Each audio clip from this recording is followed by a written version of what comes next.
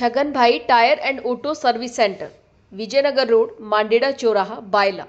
हमारे यहाँ पर मोटरसाइकिल सर्विस की जाती है। वह सभी प्रकार की गाड़ियों के टायर उचित दाम में मिलते हैं। 4 व्हीलर व 3 व्हीलर के टायर मशीन द्वारा पंचर बनाए जाते हैं एवं सभी गाड़ियों के पंचर की सेवा दी जाती है।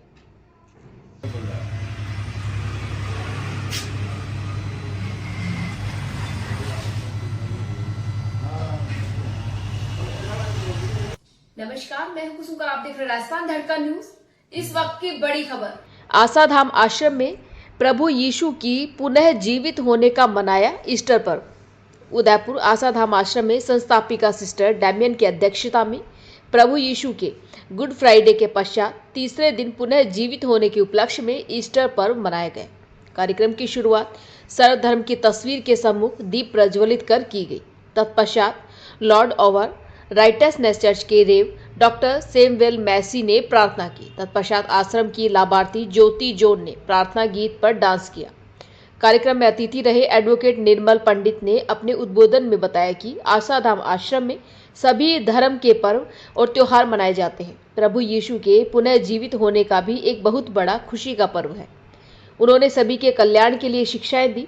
कार्यक्रम के अंत में वीणा पुरबिया और सिस्टर अंजुला रानी ने धन्यवाद दिया। कार्यक्रम का संचालन मोहन गिरी गोस्वामी द्वारा किया गया। Bureau report Yogesh Joshi.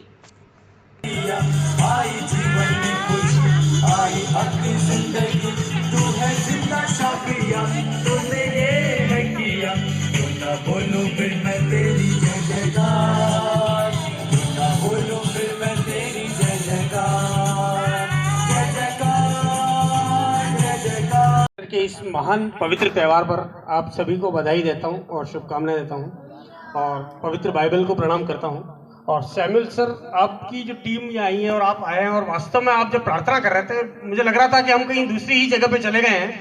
बहुत ही दिल से आपने प्रार्थना की और इसके लिए मैं आपको बहुत धन्यवाद देता हूँ, क्योंकि बिना मतलब म्यूजिक के और बिना किसी किताब के और आप इतनी अच्छी प्रार्थना कर रहे थे, वो दिल से आपकी आवाज़ थी।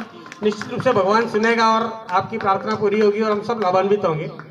और मैं सिस्टर डेमन को बहुत धन्यवाद देता हूँ कि सिस्टर इस तरह से आप छोटे मोटे कार्यक्रम कर देते हैं। एक दिन पहले तक तो पता ही नहीं होता है कल क्या हो रहा है और सवेरे देखो आप इतनी अच्छी प्रिपरेशन हो जाती है और कार्यक्रम तो करना आशाधाम के लिए एक बहुत छोटी सी बात हो गई। आए दिन अच्छे कार्यक्रम कर लेते हैं। मैं आपको बधाई देता हूँ, भगवान से प्रार्थना करता हूँ कि आप स्वस्थ रहें, खुश रहें और आशाधाम हमारा प्रोग्रेस करते रहें। और आज जो भी लेडीज स्टाफ आया है, क्योंकि आज बहुत बड़ा त्यौहार है और सभी जने बिजी हैं, लेकिन वो त्यौहार पे भी आए हैं स्टाफ के लोग, इन सब का बहुत धन्यवाद देता हूँ। और आज के दिन आप खुद देखिए सर, जैसे जो दुनिया से चले गए थे और 3 दिन बाद वापस उनका जन्म होना और वापस उनका अवतार लेना, ये कितनी बड़ी बात थी पूरे विश्व के लिए, पूरे संसार के लिए थे कि वो हमको एक चीज सिखा के गए कि मुझे मौत का भी डर नहीं है। तुम मुझे अगर मौत के मुंह में भेजोगे तो मैं वापस आऊंगा इस दुनिया में और सबका कल्याण करूंगा। ऐसे महान पुरुष जो भगवान ने है, और यीशु मसीह को प्रणाम करते हुए मोहन जी सर, मैं आपको बहुत धन्यवाद देता हूँ कि आप छोटे से कार्यक्रम में बहुत अच्छी एंकरिंग करके एक माहौल बना देते हैं। मैं आपका धन्यवाद आपको।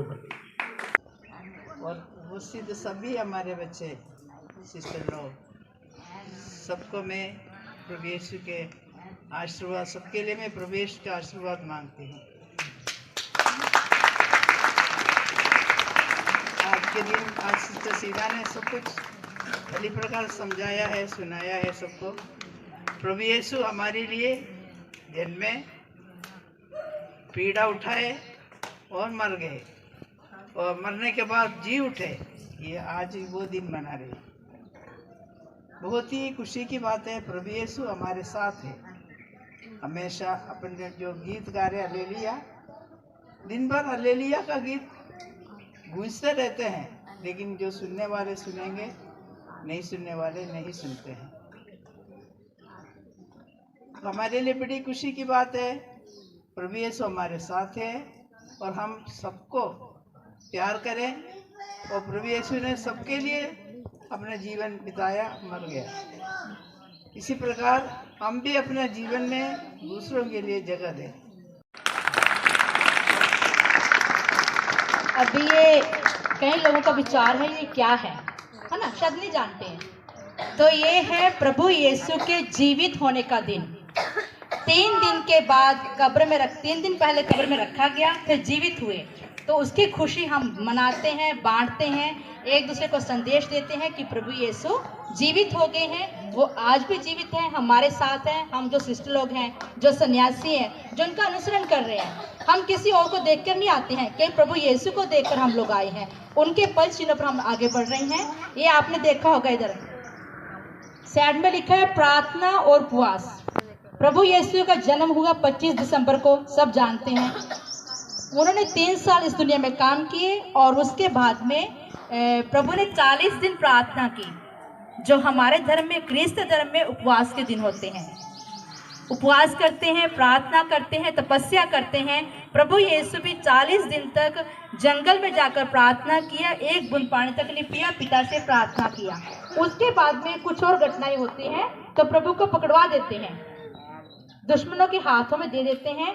तब उनकी दशा ऐसी होती है, दुख, भोग और प्यार। जो उपवास और प्रार्थना के बाद में दुख और प्यार, उन्होंने हमारे लिए, कि हमको पापों से मुक्ति मिले, हम लोग बुराई से जीत पा सके, जो बुराई के कारण, पाप के कारण जिसका हमको दुख भोगना है, एक इंसान को जो सजा मिलनी है, उससे हमको छुटकारा देने के लिए उन्होंने स्वयं दुख भोगा, हमारे प्यार के लिए, क्योंकि उनका प्यार इतना था सभी धर्मों के लिए। बाइबल में कहीं भी लिखा हुआ नहीं है कि प्रभु क्रिस्तियों के लिए आए, पर उसमें लिखा है कि प्रभु यीशु पूरे संसार के लिए आए।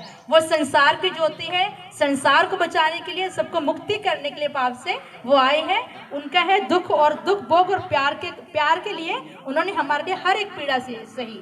उनके हाथों में कीले ठोंक दी गई, सिर पे कांटों का ताज पहनाया, पूरा लहूलुहान हो गया, प्यास से मर रहे थे। तब उनको दुश्मनों ने उसको खट्टी अंगूरी पिलाई, जिसको पीना उसके लिए असंभव था, उनको पीना भी नहीं था, जबरदस्ती पिलाया। उनके इधर बक्खी साइड में बर्छे से छेद किया गया, जहां खून और पानी की नदियां बह गई। तो ये बहुत दुख उन्होंने भोगा है। ये होता है हमारे गुड फ्राइडे के दिन, जब बोलते हैं गुड फ्राइडे है, तो गुड फ्राइडे हमारे लिए दुख का दिन होता है, तपस्या का दिन है, तो होता है प्रभु के दुख भोग को याद करने का दिन होता है, और अपने जीवन के साथ में सम्मिलित करते हैं कि मेरे जीवन में क्या दुख है। जैसे प्रभु ने दुख उठाया, क्या मैं अपने जीवन में छोटे मोटे दुखों को उठाती हूँ क्या, उसके ऊपर विचार करने का दिन होता है, प्रार्थना का दिन होता है।